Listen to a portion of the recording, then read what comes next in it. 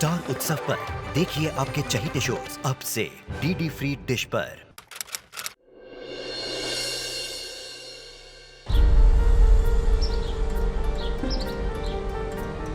कैसे पटेल साहब? बहुत अच्छा हूँ। आप कैसे मेहता साहब? बहुत बढ़िया।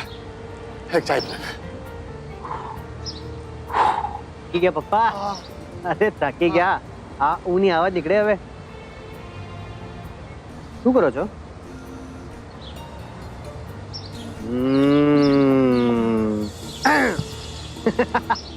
डैड શું કરો છો? अरे डैड इधर तो देखो एक बार। डैड एक बार देख लो डैड। अरे एडमिटेड डैड, आप मुझे ना रेस में हरा ही नहीं सकते हो। देख लेना बेटा, एक दिन तुझे जरूर हराऊंगा। मैं देखूंगा कैसे हराओगे आप। अच्छा एक बार तो इधर देखो। अरे डैड देखो ना।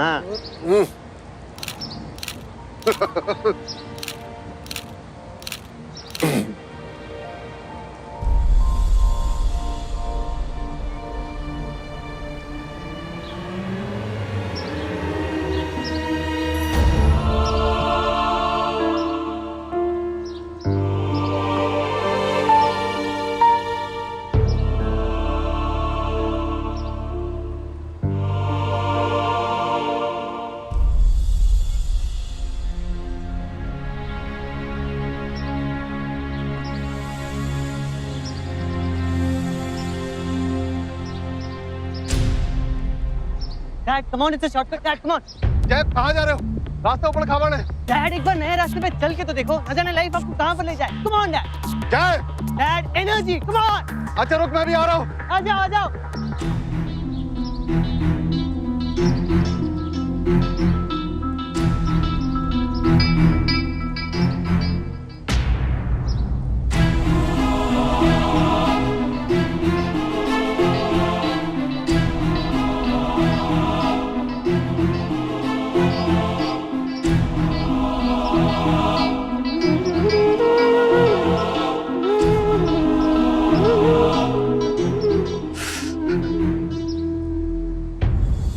जब एक पिता और बेटा आपस में अच्छे दोस्त भी हो तो यह रिश्ता और भी गहरा हो जाता। गुजरात के अमरेली शहर में रहने वाले मिस्टर रमेश मेहता और उनके बेटे जय मेहता के बीच भी ऐसा ही दोस्ती का रिश्ता था, जहां वो एक दूसरे के साथ दोस्तों की तरह मजाक करते, लड़ते और फिर एक दूसरे को मना भी लेते। लेकिन जब ऐसे पिता का सबसे अच्छा दोस्त उससे जुदा हो जाए तो उस पिता पर क्या बीतती है, आइए देखते हैं। चल बेटा चल, अब तो तू फंस गया। बेटा ये कोई रेस नहीं, दिमाग का खेल है, दिमाग का। देख तेरा घोड़ा गया। अब घोड़े दौड़ाना बंद करोगे कि ये सामान लेकर आओगे? अरे मिसेस नेगी है ना, अरे वो राजकोट वाली अपने हस्बैंड के साथ आ रही है।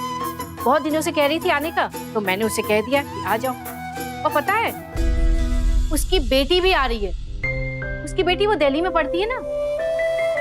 मिसेस नेगी कह रही थी कि हमारा बेटा जय उससे कभी मिला ही नहीं है, इसी बहाने वो उसे देख भी लेगा और बात भी आगे बढ़ जाएगी। एक मिनट माँ, बात को बात तक रखना, ठीक है? शादी वादी का चक्कर मत चलाना वहाँ पे। आपको पता है ना मेरे और तेजल के बारे में, फिर क्यों ये सब यार? इस बार मैं तेरी बात नहीं सुनने वाली हूँ। उस परिवार में तेरी शादी नहीं हो सकती बस। परिवार से क्या लेना? तेजल अच्छी लड़की है ना। मैं कुछ नहीं जानती। अरे और आप क्यों इस तरह मुँह हिला रहे हैं? कुछ बोलेंगे भी नहीं? जय, अरे अब देख लेना नेगी की बेटी को। डैड कम से कम आप तो मेरी साइड में। मैं सिर्फ इतना कह रहा हूँ कि एक बार देख लेने में बुराई क्या है? बुराई है dad. You guys know about me and Tejal. और एक और बार शादी का रिश्ता आया ना तो मैं तेजल के साथ भाग के शादी कर लूंगा।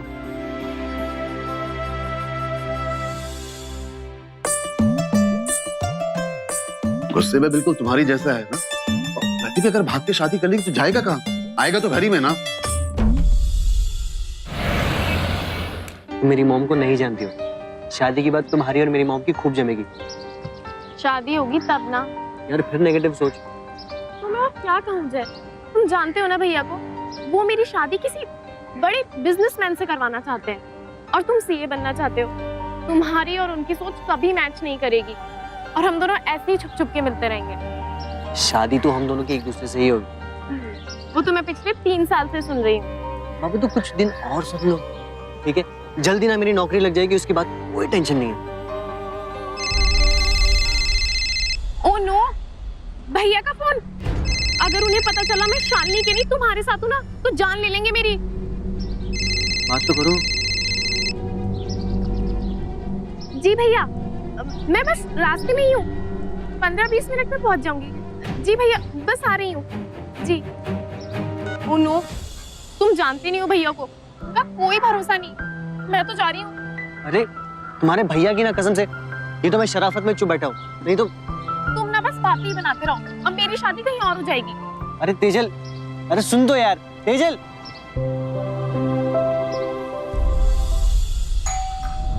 अरे आज दोनों बाप बेटी जल्दी आ गए, शायद दौड़ते दौड़ते थक गए होंगे। हमेशा बोलती हूँ खजूर खाया करे, लेकिन मेरी सुनता कौन है इस घर में। ये किधर है? कौन हो तुम लोग? बोल। ये क्या है? कहाँ जाए? ये बता, किधर है जाए? बता, किधर है वो? बोलती कि नहीं? कौन हो? अपने बेटे को बोल देना कि वो तेजल से बात ना करे। बात तो दूर, उससे मिले भी नहीं, समझे? समझा देना उसे। मैंने समझाना शुरू किया ना, बहुत भारी पड़ेगा उसे, समझे? बोलो।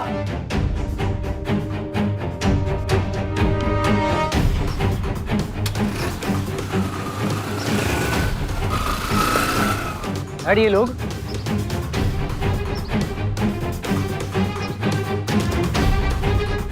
माँ क्या हो गया? माँ क्या है ये सब? देखो माँ क्या हुआ, कुछ बोलोगी माँ? देख लिया ना, ये सब तो होना ही था। तेरे प्यार का नतीजा हमको भुगतना पड़ रहा है। तेजल के भाई के गुड्डे आए थे, उन्होंने ये सब किया है। हिम्मत कैसे हुई ये सब करने की? तेजल की वजह से हुआ है। माँ प्लीज फिर से शुरू मत करो माँ, मेरा दिमाग पहले से ही खराब है माँ। चले धर्मेश को तो मैं छोड़ूंगा नहीं। जय जय डैड प्लीज मुझे छोड़ो, प्लीज जाने दो डैड। किधर जा रहा है तू? बेटा गुस्से को थूक दे, गुस्से से कुछ नहीं होना। डैड मेरा जी घुट रहा है, प्लीज मुझे जाने दो डैड। देख बेटा, मैं नहीं चाहता कि तू कोई गलत काम करे, सुन रहा ना? Dad please. तेरी आंखों में देख, देख मेरी आंखों में, तू कोई गलत काम नहीं करेगा।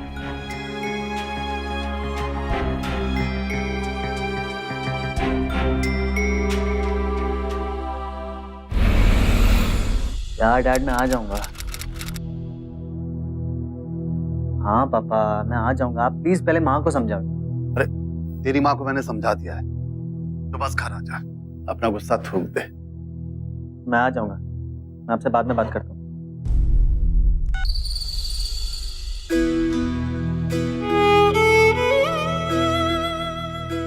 अरे आ जाएगा हीरो, आ जाएगा।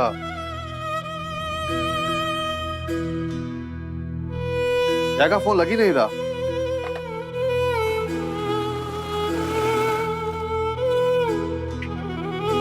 जुल्म घबरा रही थी, आ गया तुम्हारा बेटा।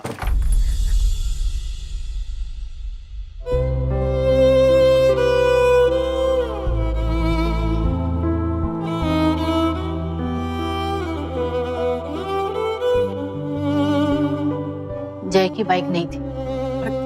तो आ जाएगा ना वो।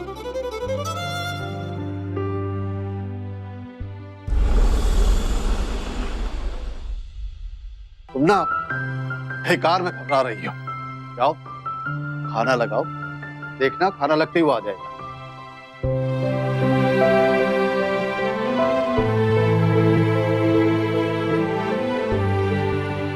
शर्मा जी, जय है उधर?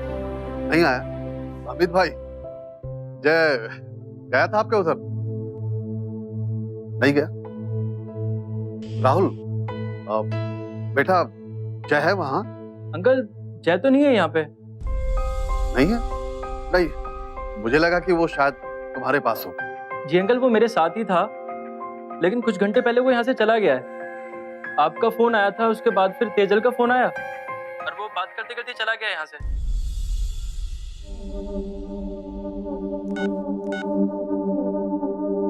राहुल से फोन पे बात हुई, वो कह रहा था जय कुछ ही घंटे पहले वहां से निकल गया है।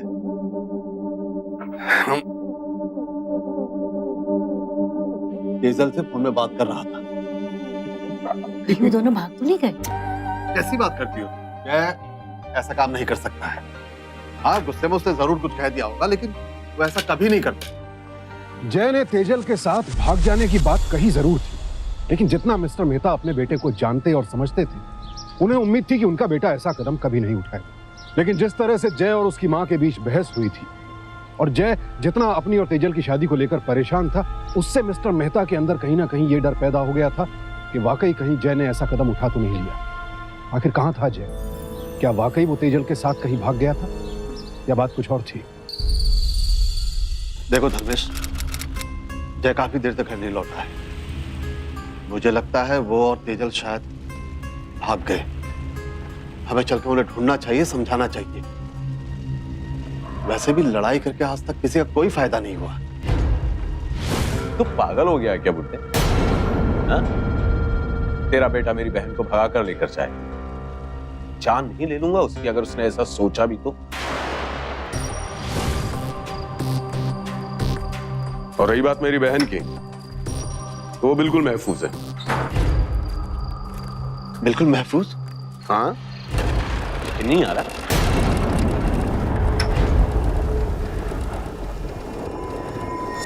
तेजल, बेटा जैसे बात हुई तुम्हारी, कहाँ है वो? उन दोनों आज मिलने वाले थे ना, तुमसे बात करने के बाद जब मिल ही नहीं रहा है।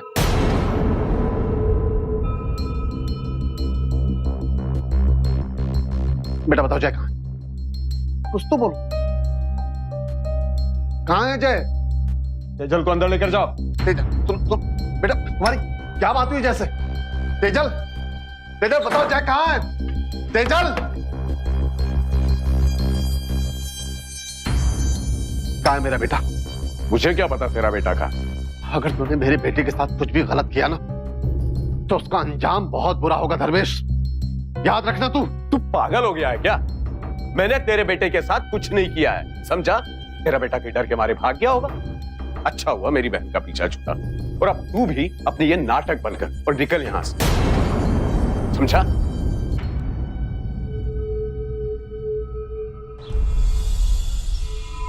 जूना नगर की रिपोर्ट का क्या हुआ? दोनों की रिपोर्ट बन गई सर। दूसरी बॉडी ले गए ना? जी सर।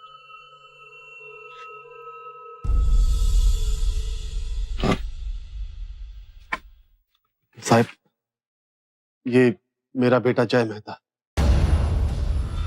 ये कल रात से घर नहीं लौटा है। हम इसकी गुमशुदगी की रिपोर्ट लिखाने आए हैं। ये अपने कॉर्पोरेट धर्मेश जी है ना, उनकी बहन और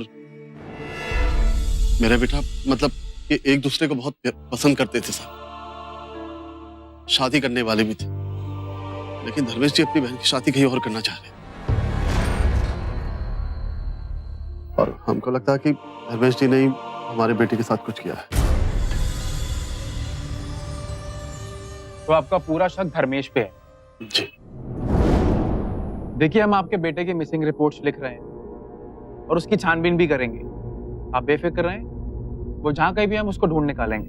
सर एक बात और थी, कल रात को घर लौटते वक्त जय और तेजल आपस में बातें कर रहे थे। शायद वो मिलने वाले थे कहीं पे। सांझा रेस्टोरेंट, यही नाम था सर। सांझा रेस्टोरेंट।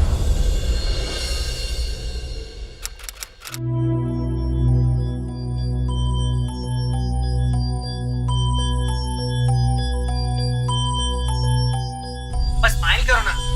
हाँ, ये होगी ना बात, बेटर रहता हूँ। पोज चेंज करो, चलो अभी। ठीक है ना ये। वाह वाह। मम्मी, हाँ अरे बैठो। थोड़ा नजदीक आओ, शर्मा क्या रहे हो आप लोग? हाँ, थोड़ा स्माइल करो। अब हाँ, स्माइल ऐसे बड़ी आगे मत करो यार। स्माइल करो प्लीज, ऐसे नहीं करो। अरे ठीक है ना। अपने पुराने फोन को करो अलविदा, आ गया है नया touch screen phone. Check this out.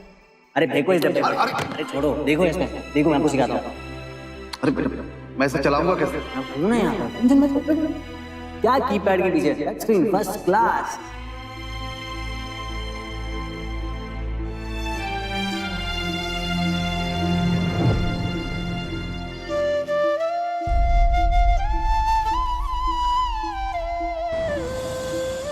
Dad dad उठो ना डैड, जॉगिंग पे जाना है डैड। डर वक्त मोड़ करो जो। हाँ चल रहा हूँ।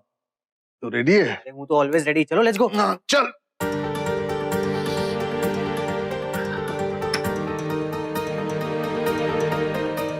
कहाँ जा रहे हो? अरे ये लड़का ना दौड़ा दौड़ा कर मेरी जान निकाल देगा। अच्छा उससे जाकर कहो कि मैं डैड उठो ना डैड, जॉगिंग पे जाना है, डर वक्त मोड़ करो जो तुम्हें। हाँ चल रहा हूँ।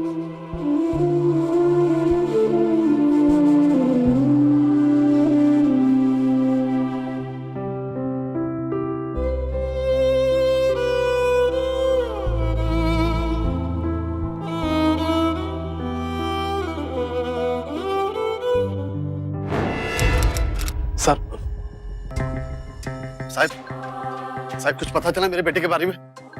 बताइए ना सर।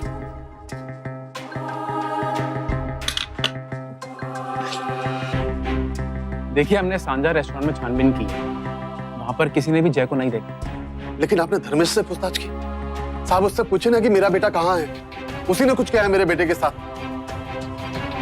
साहब आप उसे अरेस्ट कीजिए ना।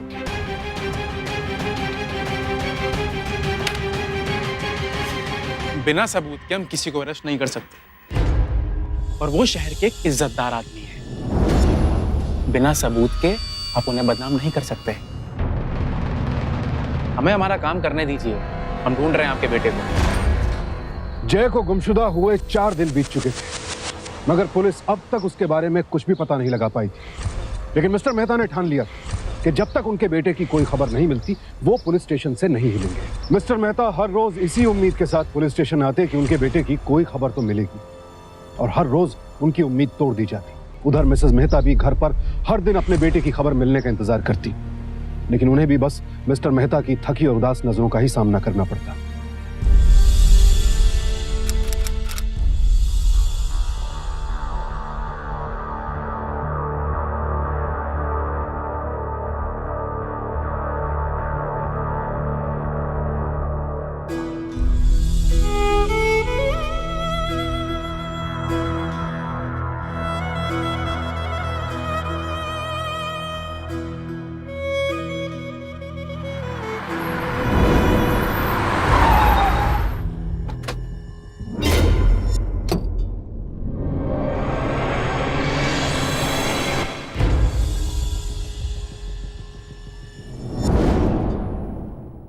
लगता है इंस्पेक्टर साहब ने धर्मेश को पूछताछ के लिए बुलाया है।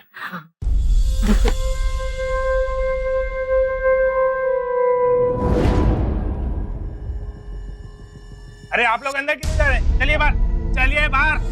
अरे चलिए बाहर, चलिए। नहीं, चलिए बाहर, जाइए, जाइए बाहर।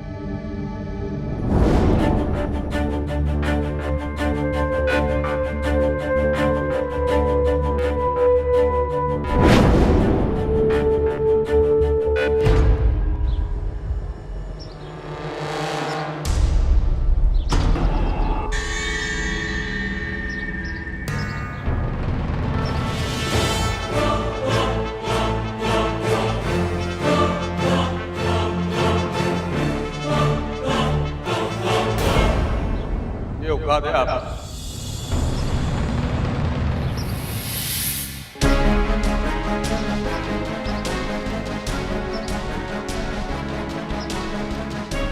क्या चल रहा है यहाँ? मैं रोज यहाँ अपने बेटे के बारे में पूछने आ रहा हूँ, पर आप मुझे जवाब नहीं दे रहे।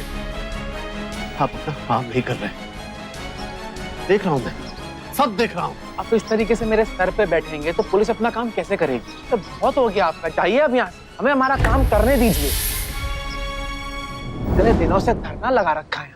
अगर किसी माँ बाप से उनका जवान बेटा इस तरह जुदा हो जाए तो उनके गम को शब्दों में बयान करना असंभव है। और ऊपर से अगर सियासत और कानून की सांठ-गांठ उनकी जायज उम्मीदों का गला भी घोट दे तो इससे बड़ी त्रासदी और क्या होगी। मिस्टर मेहता को उम्मीद थी कि धर्मेश से पूछताछ के बाद शायद उन्हें अपने बेटे की कोई खबर मिले, लेकिन यहाँ तो उन्हें सब इंस्पेक्टर और धर्मेश के बीच ही मिलीभगत नजर आ रही। और ऊपर से धर्मेश के इस बर्ताव से अपने बेटे को तलाशने का उनका जज्बा एक झटके में जमीन पर आ गिरा।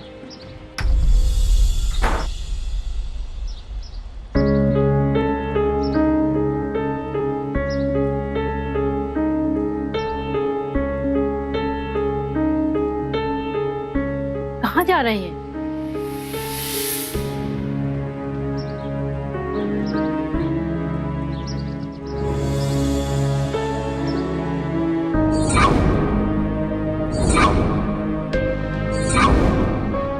ये औकात है आप?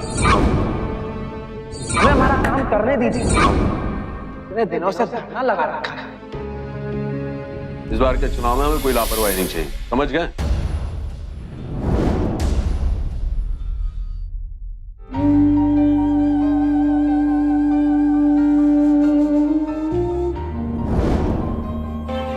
पुलिस स्टेशन में धरना देने के बाद अब यहां आए हो धरना देने? मुझे मेरा बेटा वापस दे दो। मैं तुमसे वादा करता हूं वो तुम्हारी बहन से कभी नहीं मिलेगा। उसकी मां घर में उसका इंतजार कर रही है। मुझे मेरा बेटा वापस कर दो दरवेश। मुझे मेरा बेटा दे दो। मुझे मेरा बेटा दे दो। मुझे मेरा बेटा दे दो।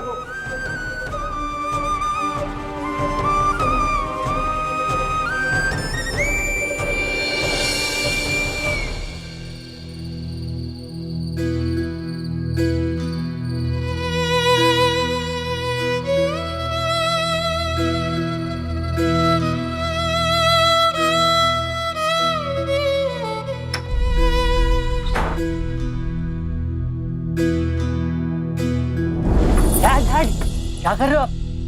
संभालो अपने आप को। जय, तुमने कितना तंग करके रखा बदमाश। कहाँ था तू?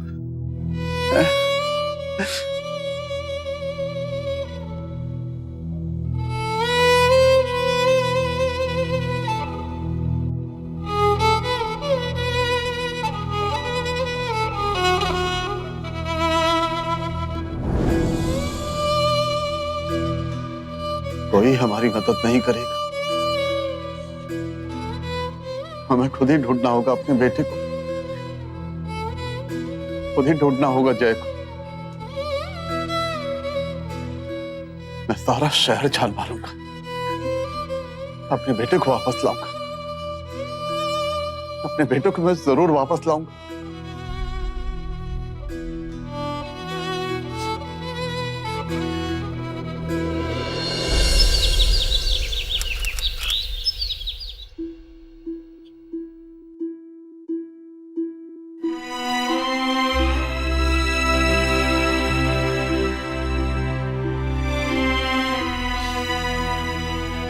मैं भी साथ चलूंगी। नहीं, तुम यहीं रहो, मैं अकेले जाऊंगा। आप अकेले कहाँ कहाँ जाएंगे? मैं भी साथ चलूंगी आपके। मैं नहीं चाहता कि तुम्हारी तबीयत खराब हो। अगर तुम्हें कुछ हो गया तो मुझे कौन संभालेगा? तुम अपने आप को ठीक रखो और मेरा ख्याल रखो। तुम कहती थी ना कि मैं जय से कुछ कहता नहीं। अगर मिलेगा ना, कान पकड़ के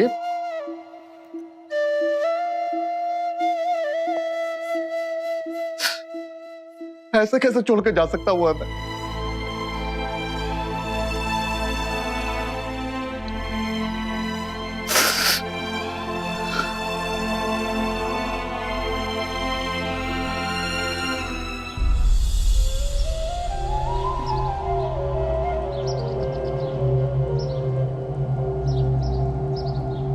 सुनिए, आपने इस लड़के को कहीं देखा है?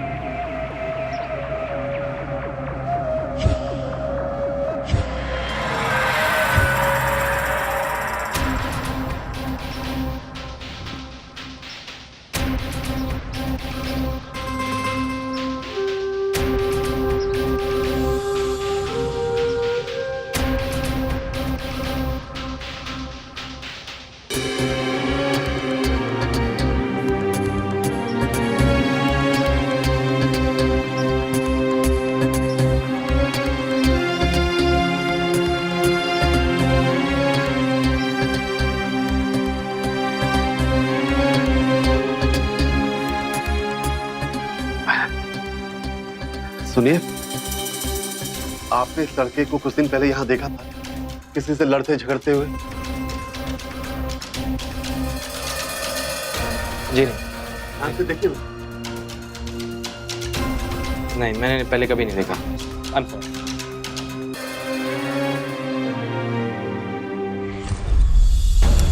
कल रात को घर लौटते वक्त जय और तेजल आपस में बातें कर रहे थे। शायद वो मिलने वाले थे कहीं पे। सांझा रेस्टोरेंट, यही नाम था सर। राहुल ने कहा था जय राहुल के घर से सांझा रेस्टोरेंट के लिए निकला और वहां पहुंचा नहीं।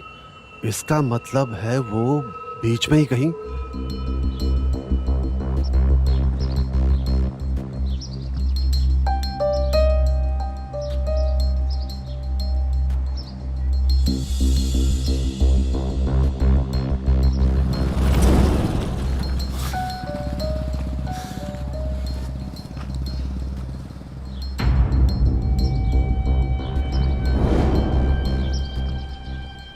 ये दोनों ही रास्ते सांझा रेस्टोरेंट की तरफ जाते हैं।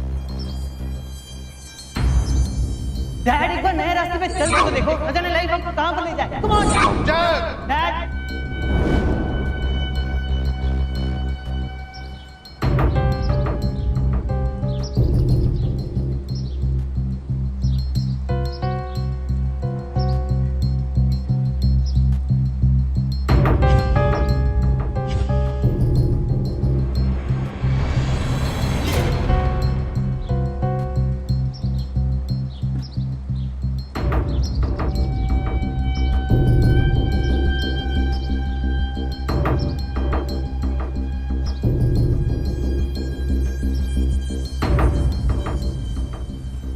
बाइक का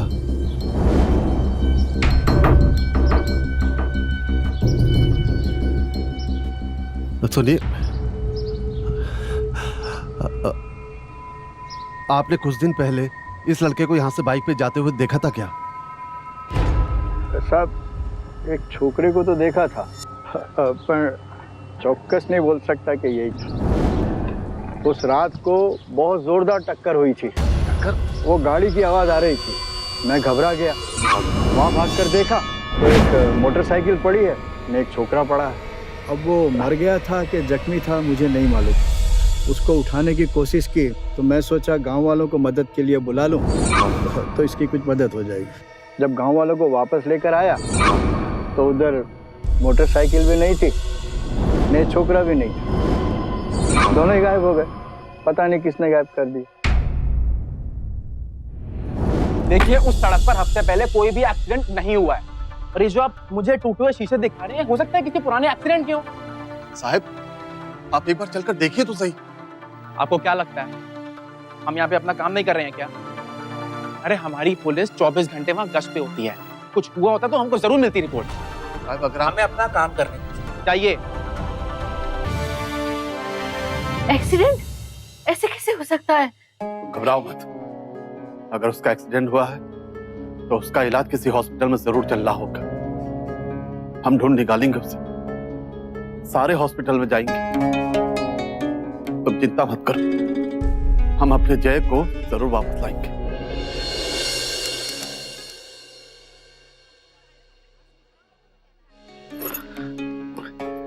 ये लड़का यहाँ लाया गया, 24 साल का है।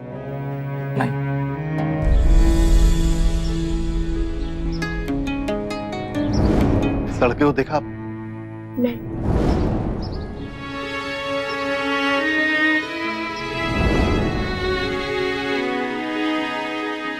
इस लड़के को देखा है यहाँ?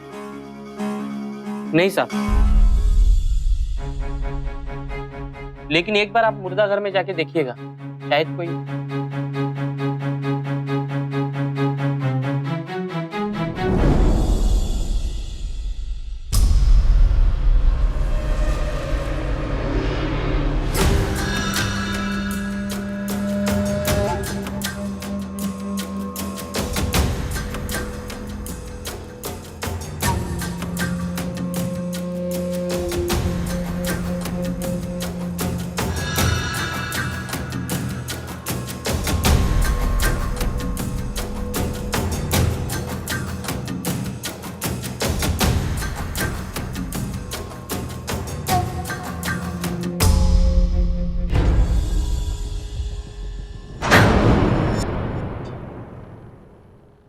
नहीं, ये हमारा बेटा नहीं है। मैंने तुमसे कहा था ना, हमारे जय को कुछ नहीं होगा, वो हमें जल्दी मिल जाएगा। चल साहब, आप एक बार मेडिकल इंस्टीट्यूट चले जाइए।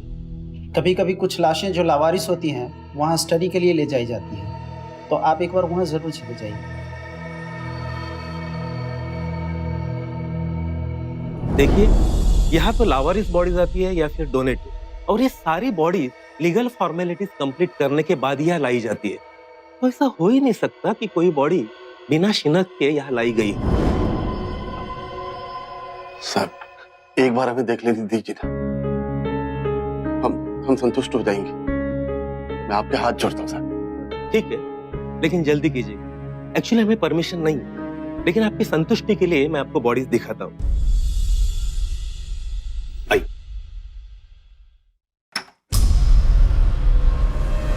आई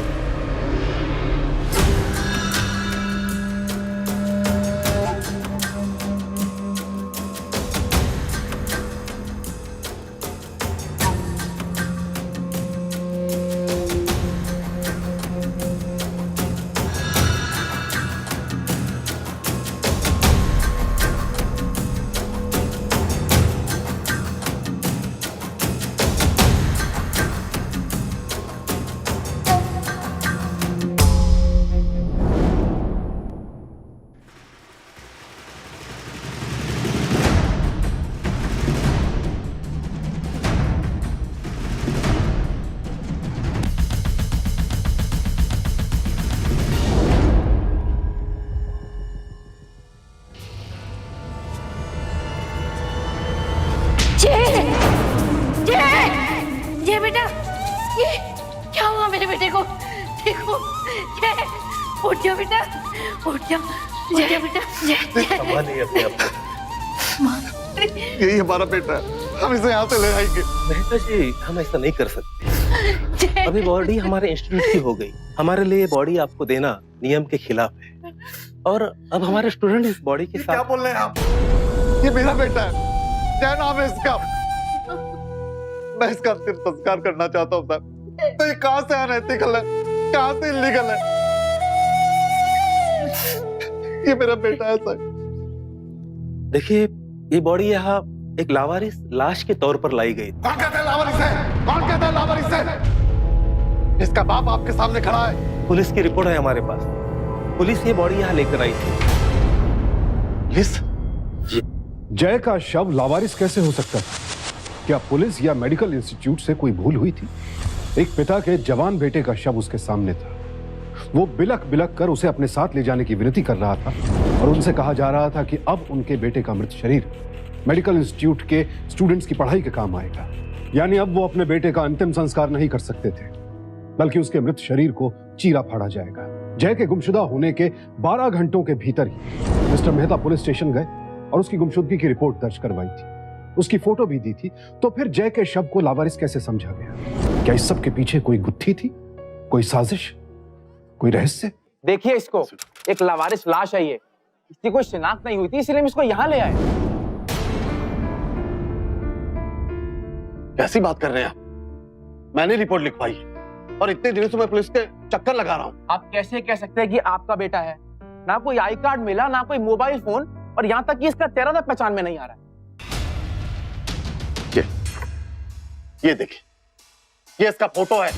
मेहता साहब, सभी मुर्दे एक जैसे दिखते हैं, तो क्या सभी आपके बेटे हैं क्या? मैं एक बाप हूँ, क्या मैं अपने बेटे को नहीं पहचानूंगा? देखिए, मैं आपका दर्द समझ सकता हूँ, और जिस हालात में आप हैं उसमें ये सब होना वाजिब है। तब समझ रहा हूँ कि तुम सबकी मिली भगत है। नहीं छोड़ूंगा तुम्हें, देख लेना, नहीं छोड़ूंगा मैं तुम्हें। चलिए।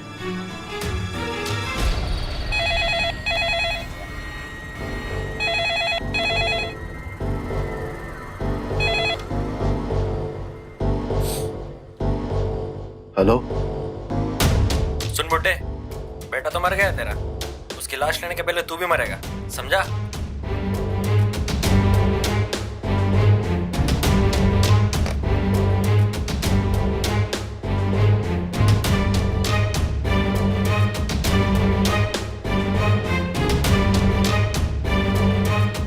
के डॉक्यूमेंट्स कहाँ हैं? मैं इतने दिनों से अपने लापता बेटे के बारे में पूछ रहा हूँ, कोई कुछ नहीं बता रहा। वो मारा जा चुका है और थाने में इंस्पेक्टर साहब कहते हैं कि वो लावारिस से।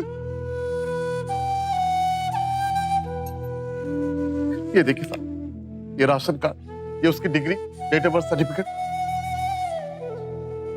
और वो कह रहे हैं कि मेरे पास कोई सबूत नहीं है। मैं अपने बेटे का अंतिम संस्कार करना चाहता हूं साहब, मुझे लाश दिलवा दीजिए बस।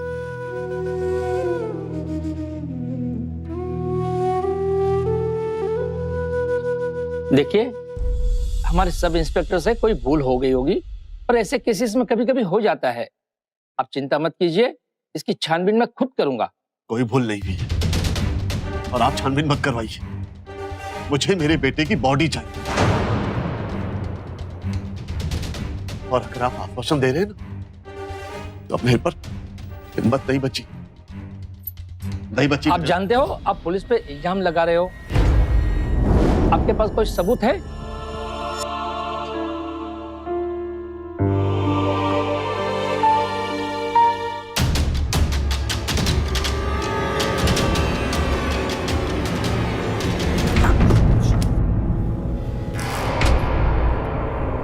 आखिर क्या गलती थी इस पिता की? यही कि वो अपने बेटे के शव को अपने साथ ले जाना चाहते थे ताकि उसका विधिवत अंतिम संस्कार कर सके।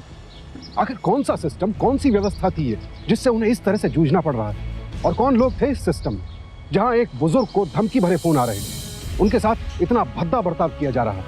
लेकिन इस बर्ताव ने मिस्टर मेहता के इरादों को और मजबूत कर दिया। उन्हें शक तो हो ही गया था कि कहीं ना कहीं इस सब में सब इंस्पेक्टर जरूर शामिल है, और अब उस एक सुराग की तलाश में उन्होंने सब इंस्पेक्टर की हर गतिविधि पर नजर रखना शुरू कर दिया। आप फिर आ गए? मुझे मेरे बच्चे की बॉडी चाहिए। सबूत लाइए और ले जाइए। हमने कब रोका आपको?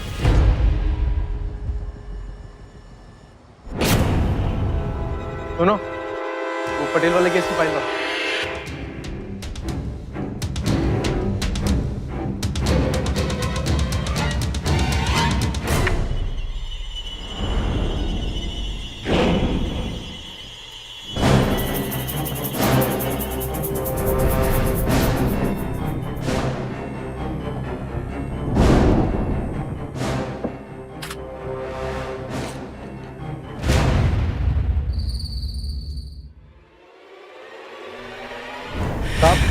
ये इस रोड पे एक्सीडेंट हुआ है, एक पार्टी मिली है साहब। अब तैयारी हो गई? हाँ हो गई सर। चलो।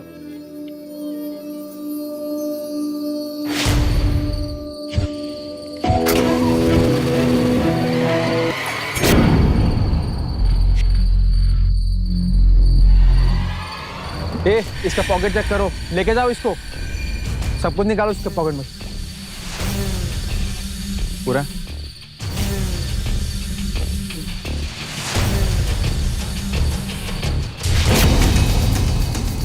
क्या निकला? पर्स है। तू सुन, तू बता किसका लावारिस था, वो बनवा रिपोर्ट। जी सर। कौन है वहां?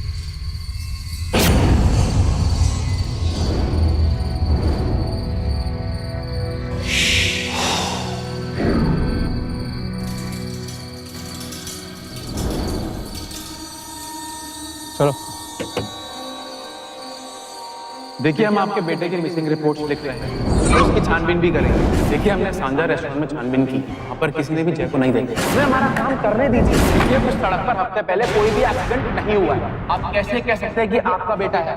ना कोई आई कार्ड मिला, ना कोई मोबाइल फोन, और यहाँ तक कि इसका चेहरा तक पहचान में नहीं आ रहा। दूध लाइए और ले जाइए। हमने कब रोका आपको?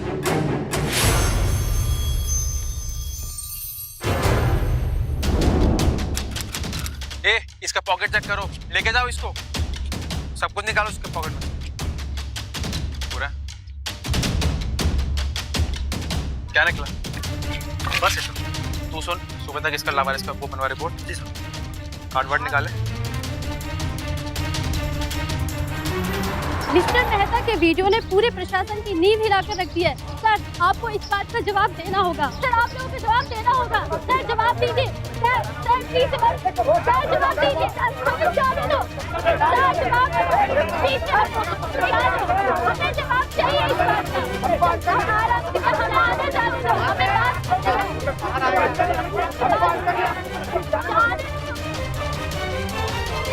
एक मिनट।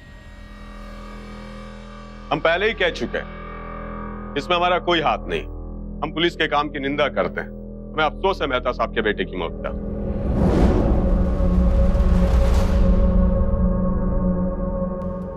हर रोज की तरह उस दिन भी हम रोड में गश्त पे थे। उस इलाके में दुर्घटना और वारदातें होती रहती। जय का भी हिट एंड रन का केस था और जब हमने वहां देखा तो सड़क पर उसकी बाइक पड़ी थी और सड़क के किनारे जय पड़ा था। हमने आसपास देखा, कोई नहीं था, वो मर चुका था। और मौका देखते ही जय के सारे आइडेंटिटी कार्ड्स और सिम कार्ड जला दिए ताकि उसकी बॉडी को लावारिस बनाने में आसानी हो सके। हर बॉडी के रेट फिक्स थे। मेडिकल इंस्टीट्यूट से लावारिस की झूठी रिपोर्ट्स हमने इंस्टीट्यूट को दे दी और उनसे पैसे ले लिए। हमें बॉडीज की इंस्टीट्यूट से अच्छी रकम मिलती थी। अगले दिन जब मिस्टर मेहता जय की रिपोर्ट लिखवाने आए तो हमें पता था कि जो बॉडी है वो उनके बेटे जय की बॉडी है। हम इसकी गुमशुदगी की रिपोर्ट लिखाने आए और हमने मिसिंग की रिपोर्ट लिख ली। उसके खिलाफ जो भी सबूत थे हमने सब मिटा दिए। जिस तरह से एक जीवित व्यक्ति के इस दुनिया में रहने और जीने के अपने हुकूक होते हैं, उसी तरह मृत्यु उपरांत विधिवत अंतिम संस्कार भी एक वाजिब हक है। मिस्टर मेहता ने अपना बेटा जरूर खोया था, लेकिन एक बहुत बड़ी लड़ाई जीती और उनके लिए तो उनका सबसे अच्छा दोस्त, उनका बेटा जय, मरने के बाद भी हर वक्त उनके साथ था। फोकस में आ रहा ना डैड, लग रहा ना स्मार्ट। ऐसे स्टाइल मार जय। अभी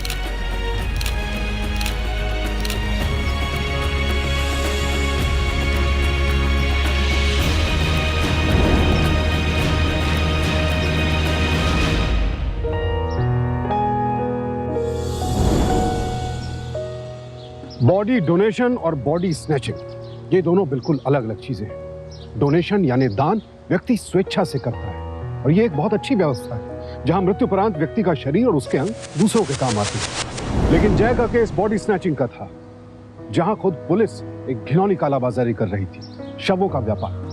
मिस्टर मेहता के खुलासे और सब इंस्पेक्टर की गवाही से ऐसे कई और केसेस सामने आए जहां पुलिस ने शवों की शिनाख्त किए बगैर उन्हें लावारिस घोषित करके मेडिकल इंस्टीट्यूट को बेच दिया।